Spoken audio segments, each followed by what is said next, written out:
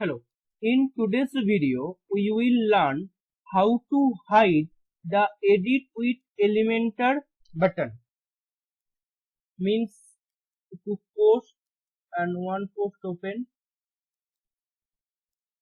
Usually this button appears only when the Elementor plugin installed on our dashboard section.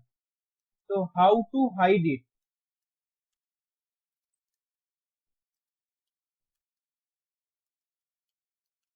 First, go to Elementor plugin and settings option and post type